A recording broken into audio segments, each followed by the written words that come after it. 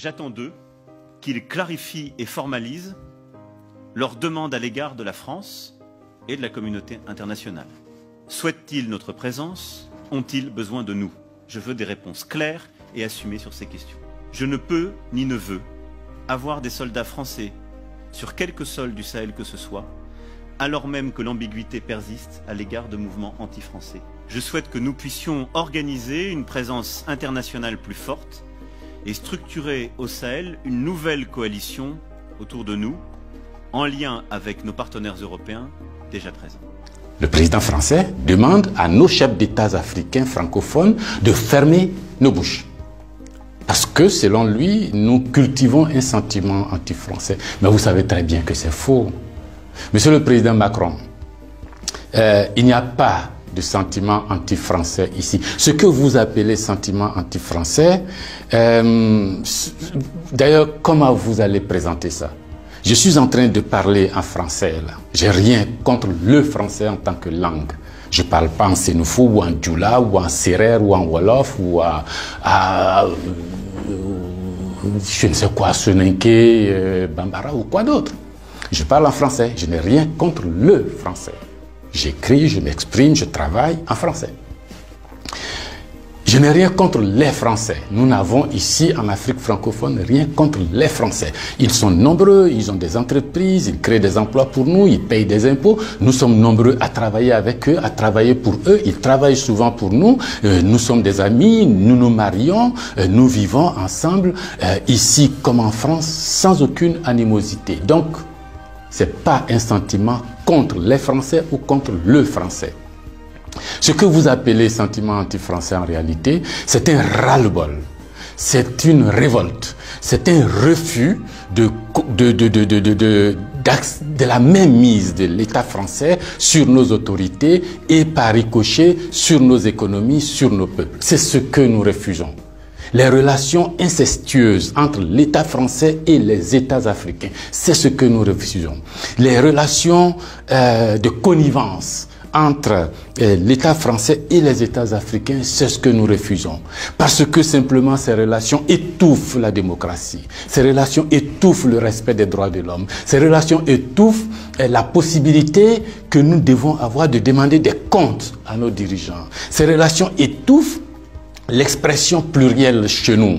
Il n'y a que ce que le président dit parce qu'il est d'accord avec Paris, donc c'est ce que lui dit qui est bon. Monsieur le président, c'est ce qui nous révolte. On a le sentiment que vous êtes complice de nos chefs d'État pour nous brimer.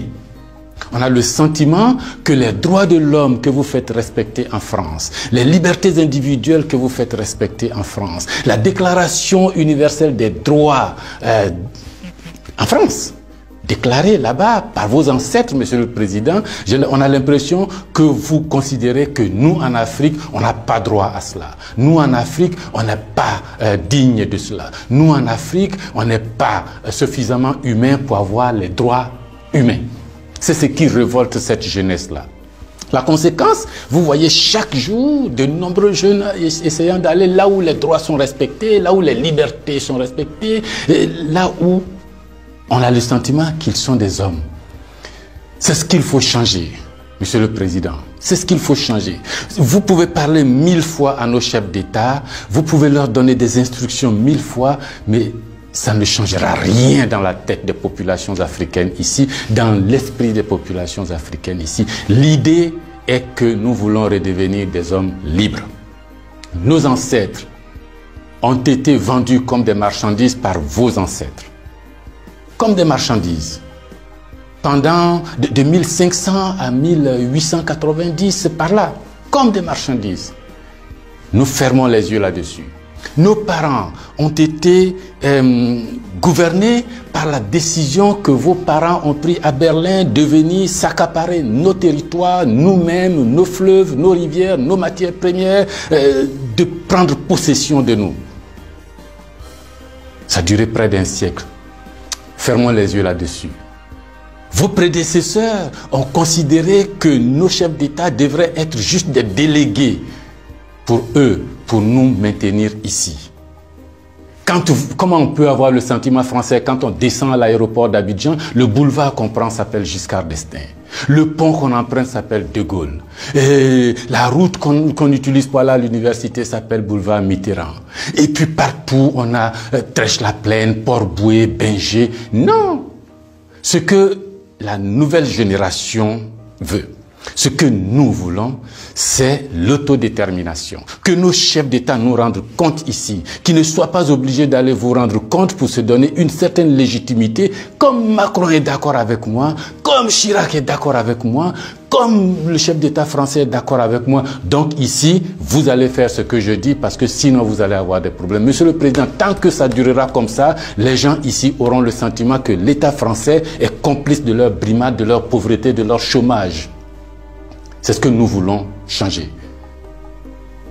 C'est ce que nous voulons changer.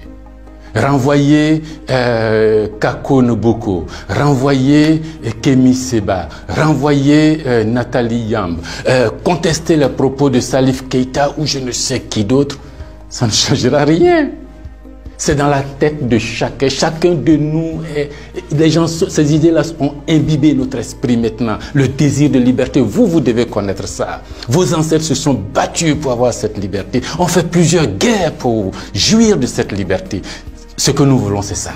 Liberté de commerce, liberté de nous organiser, nous autodéterminer, faire ce qui est bon pour nous sans nuire à vos intérêts. Mais ça ne vous dit pas de venir nous imposer vos intérêts. Si vous pensez, chers auditeurs, que ce message vaut la peine d'être diffusé et que nous soyons nombreux à nous l'approprier, sans animosité, sans bestialité, mais avec fermeté et conviction, il faut liker, il faut partager.